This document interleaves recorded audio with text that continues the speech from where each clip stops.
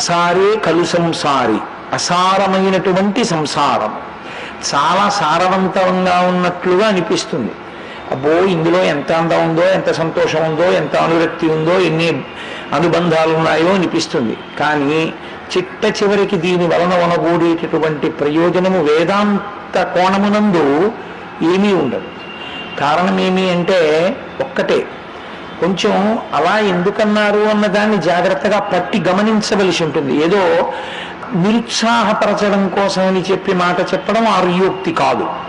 అసారే కలు సంసారే, మనకి సుఖము సుఖము సుఖము ఈ మాట పట్టుకుని వెంపర్లాడుతుంటాం. ఈ సుఖము అనేటటువంటిది మనకి అనుభవంలోకి రావాలి అంటే దేని వలన రావాలి? దుఃఖము వలన వస్తుంది. అది వేదాంతంలో పెద్ద విచిత్రం. ఎందుచేత అంటే మీరు చూడండి, సుఖము ఎప్పుడు అనుభవిస్తాం? మనకి అవతల వ్యక్తి యందు ప్రేమైనా అంకురించాలి, లేదా జరిగినటువంటి సందర్భం మనకి అనుకూలంగా ఉంది అనన్నా అనిపించాలి. అప్పుడే కదా సుఖంగా ఉన్నామన్న భావన. దీన్ని శాస్త్రం అంది సూర్యోదయానికి అడ్డు వచ్చి తప్పుకున్న చెట్టు కొమ్మ అని.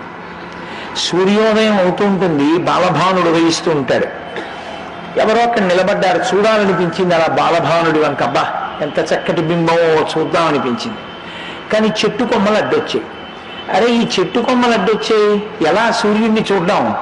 గాలి వీసి ఇప్పుడు ఆ కొమ్మలు ఇలా తప్పుకున్నాయి, బాలబింబం కనపడింది. అబ్బా ఎంత బాగున్నాడో సూర్యుడు అన్నాడు. నిజానికి అలా అనకూడదు సూర్యోదయ సమయంలో, కానీ ఎంత చక్కగా ఉందో అన్నాడు.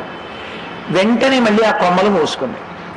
ఏ కొమ్మలు సూర్యబింబ దర్శనానికి కారణమయ్యాయో ఆ కొమ్మలే మళ్ళీ సూర్యబింబ దర్శనం కాకుండా అడ్డుపడ్డాయి కదూ. అంటే అవే సంతోషాన్ని కల్పించాయి, అవే దుఃఖాన్ని కల్పించాయి. అలాగే సంసారమునందుండేటటువంటి అనుబంధములన్నీ అలాగే ఉంటాయి. మీరు బాగా ప్రేమించారనుకోండి ఒకరిని, వారు ఉంటారా? జగత్ అంటేనే జాయతే గచ్చతే ఇది జగత్, వెళ్ళిపోవాలి. మహాపురుషులు వెళ్ళిపోయారు శరీరములతో ఉండకుండా.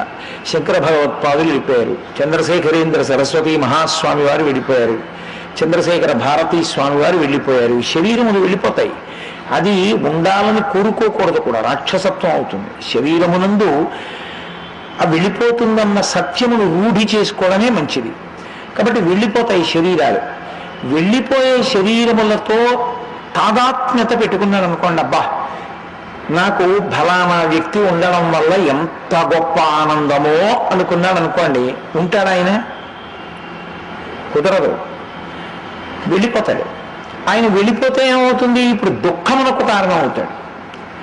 అలాగే ఒక ఆయన ఉండడం మనకి ఇష్టం లేదు, కానీ ఆయన ఉండకుండా చేయడం దోషం, ఆయన ఉన్నాడని బాధపడ్డము దోషం. కాబట్టి ఏది సుఖమును కల్పించిందో అదే దుఃఖమును కూడా కల్పిస్తూ ఉంటుంది. సంసారమునందుండేటటువంటి లక్షణం ఏమిటంటే ఏ ఒక్కటి అన్ని వేళలా కేవలము సుఖకారకములు కావు. ఇంట్లో వస్తువులు కానివ్వండి, అనుభవించే సుఖాలు కానివ్వండి, అథవా భార్యాబిడ్డలు కానివ్వండి, ఎవరైనా సరే. ఎందుకని అంటే ఒక్కటే, శాస్త్రంలో ఒక మాట అంటారు, మనిషి ఎప్పుడు ఏం కోరుకుంటాడంటే ప్రస్థానమునందు తోడు అడుగుతాడు. ఒక ప్రయాణం చేస్తున్నాడు అనుకోండి, పక్కన ఎవరైనా ఉంటే బాగుండు అంటుంటారు. అది ఒక అలవాటుగా ఉంటుంది. ఎప్పుడూ ఒకరితో ఉండాలి. ఎందుకంటే పుట్టుక నుంచి అది లక్షణం. అమ్మ కడుపులోంచి బయటకు వచ్చినప్పుడు అమ్మ పక్కన ఉంది. ఆ తర్వాత చాలా చాలా అనుబంధాలు వచ్చాయి. ఎప్పుడు ఎవరో ఒకరు ఉండాలని కోరుకుంటాడు. చాలా పెద్ద నిర్వేదం ఎప్పుడు కలుగుతుందంటే దీన్ని జీవుడు విడిచిపెట్టిన ఉత్తర క్షణంలో అందరూ వదిలిపెట్టేస్తారు. కాయము వీడి జీవుడతి కంపిత చిత్తత నీగు చుండవో నాయనయంచు ఎచ్చు నిజ నందన నందినులైన కాని కందోయిని భస్మములు తొలుత దుఃఖమహాంబుది సొచ్చు పత్నియున్ కాయము వీడిరారు కదా చేసిన కర్మము పుణ్యము తప్ప శంకరా. ఏదొస్తుంది?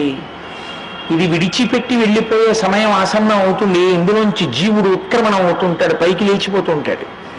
లేచిపోయి బయటికి వస్తాడు.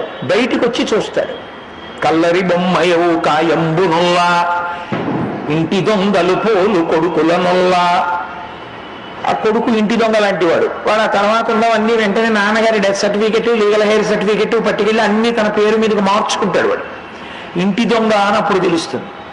ఇది కల్లరి బొమ్మయవు కాయమ్ము నల్లా, దీనికి ఎన్ని ఫెయిర్ లవ్లీలు, ఎన్ని పౌడర్లు, ఎంత అల్లరి, ఆఖరికి ఇది కాలిపోయింది కట్టెల్లో. చూస్తూ ఉంటాడు తనే పైన నిలబడి. అరే ఇవన్నీ వెళ్ళిపోయాయి, పోనీ తోడెవరు వస్తారు?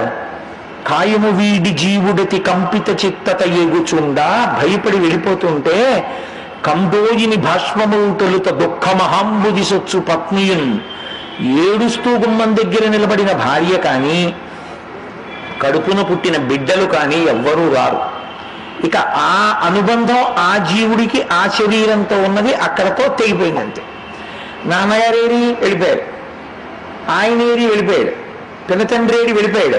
ఆయన ఎందు ఎవరెవరు ఏ అనుబంధములను ఆరోపించారో ఆ ఆరోపణలన్నీ తెగిపోతాయి. అప్పుడు ఏమిటి మిగల్చుకుని వెళ్ళినట్టు? వీటితో పెట్టుకున్నవన్నీ ఏమైనట్లు? ఏమీ పట్టుకురాలేదు జీవుడికి. కాబట్టి అది అసారే కలు సంసారే. నీ జీవుడికి సారవంతం చెయ్యలేదు. నువ్వు పెట్టుకున్న ఏ అనుబంధమో నీకు ఉద్ధరణ హేతువు కాలేదు. ఈశ్వరుడితో పెట్టుకున్నది, భక్తులతో పెట్టుకున్నది నీకు ఉద్ధరణ కారకం. అది సంసారము కాదు. అందుకే అసారే కలు సంసారే సారమేత చతుష్టయం, 4 సారవంతములు, మిగిలినవి ఏవి సారవంతములు కావు.